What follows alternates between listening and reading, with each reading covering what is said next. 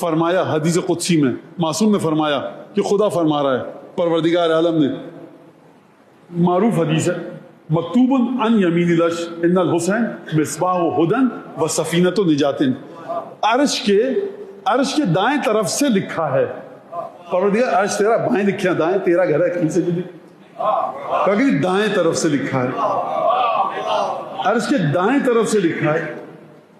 دائیں طرف سے کیوں لکھا ہے؟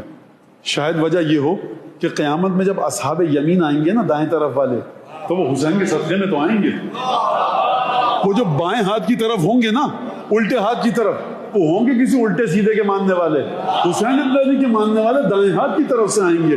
لہٰذا جہاں پر بھی یمین موجود ہے وہ تمام کی تمام چیزیں دیکھیے، اپنے دائیں ہاتھ سے اشارہ کرو، دائیں ہاتھ سے کھانا کھاؤ، دائیں ہاتھ سے منہ کو دھو، دائیں ہاتھ پہ پانی ڈالنا ہے تو دائیں ہاتھ میں لے کے بائیں ہاتھ پہ ڈالو۔ یہ تمام کی تمام فضیلتیں کیوں؟ اس لیے کہ عالم غیب میں دائیں کا، یمین کا، سیدھے ہاتھ کا، رائٹ ہینڈ کی ایک حقیقت ہے، اور وہ حقیقت اتنی عجیب ہے، اصحاب الیمین ما اصحاب الیمین فی صدر مخضود و طلح منضود و ظل ممدود و ماء مسکوب و فاکہۃ کثیرہ۔ تمہیں کیا پتا کہ دائیں ہاتھ والے ہیں کون؟ اصحاب مکتوب عن یمین العرش، عرش کی دائیں طرف سے لکھا ہے، حسین مصباح ہدی، ہدایت کا چراغ ہیں، وہ سفینۃ نجات، اور نجات کا سفینہ ہے، نجات کی کشتی ہیں۔ تو اب آپ کی سمجھ میں آیا کہ یہ جو حکمت الہیہ ہے، یہ شہادت حسین ابن علی نہیں ہو رہی ہے جو رگے گلو سید الشہداء بریدہ ہوئی عصر عاشور 61 ہجری میں، یہ پروردگار عالم کی ہدایت کے چراغ کے لیے حسین ابن علی کا خون ہے جو تجلی نور الہی کی صورت میں ہدایت کا سامان کرے گا۔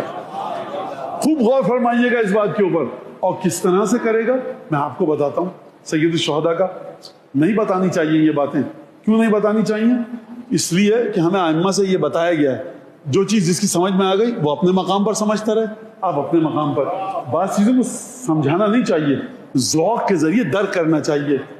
سارے امام باڑے سرکار ختم ہو جائیں دنیا سے، آپ کے شہر سے، تمام علم یادگار نہیں سب اٹھا کر لے جائے کوئی، تمام روزوں کی شبیہیں ختم ہو جائیں، پہرے بیٹھ جائیں کہ آپ مولا حسین کی زیارت کو جا ہی نہ سکیں، حسین چھن گئے آپ سے، نہیں،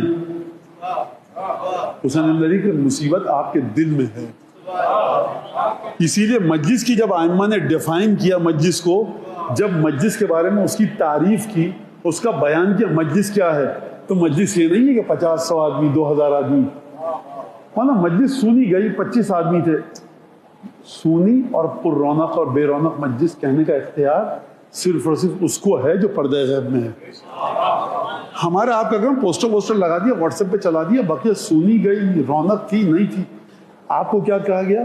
من ذکر عندہ مصابنا، جس کے سامنے ہمارے مصیبت کا ذکر کیا جائے، آنکھوں سے آنسو نکلے، ہو گئی مجلس۔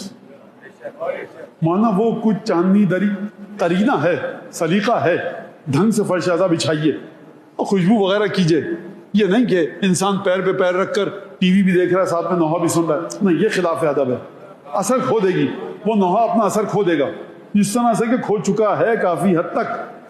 آپ کیسے ہو سکتا ہے کہ بغیر ادب و تمیز و تہذیب کے میں نوحہ سنوں؟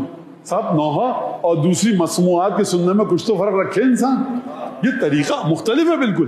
یہ صاحب آپ ہم دیکھ رہے ہیں آن لائن مجلس آ رہی ہے، پیر پہ پیر رکھ کر چائے بھی پی رہے ہیں، مصائب آئے تو پیر نیچے کرے، چائے کا کپ ہٹا دے، ایسے نہیں ہوتی مجلس، اثر ختم ہو جائے گا۔ لیکن مجلس ایسے ہوتی ہے من ذکر عندہ مصابنا، جس کے سامنے ہمارا ذکر کیا جائے مصیبت کا، اس کی آنکھوں سے آنسو ٹپک جائیں تو اس کو فلاں فلاں تحفے ملیں گے۔ یعنی کیا مطلب؟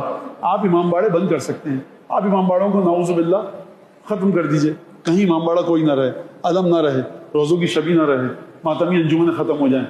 دل میں ہے سرکار، 45 سال بعد جب پہلا 40 آیا تو عراقی نوجوان اس طرح سے ماتم کر رہے تھے کہ جیسے 45 برس وہ ماتم کی ٹریننگ لے رہے تھے، جبکہ 45 برس ماتم پر بھی پابندی تھی، مجلس پر بھی پابندی تھی، گریے پر بھی، تمام چیزوں پر پابندی تھی۔ تو یہ آپ سمجھیے کہ کس طرح سے یہ منتقل ہوتا ہے۔ تو غم سید الشہداء وہ ہے، حکمت الہیہ یہ ہے کہ خون حسین ابن علی کی تاثیر یہ ہے کہ عزادار حسین ابن علی جہاں جس طرح جس حال میں ہو، خداوند تبارک و تعالی کی طرف سے مکمل اجازت دی گئی ہے کہ تم عزاداری کر لو۔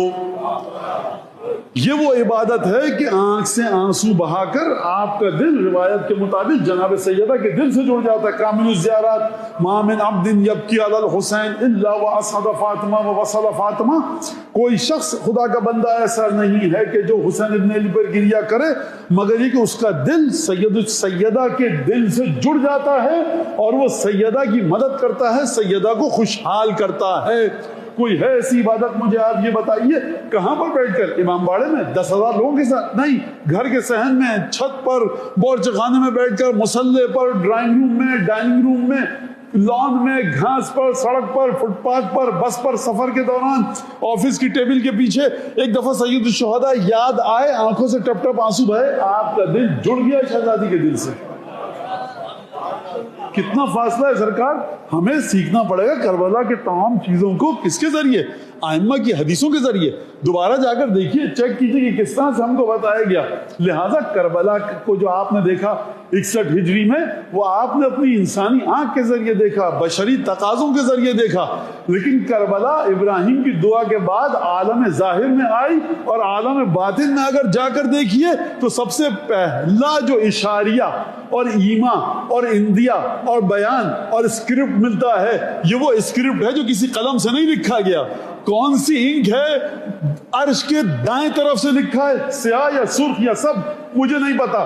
مقام ہے لکھنے کا عرش. لکھا کس نے ہے؟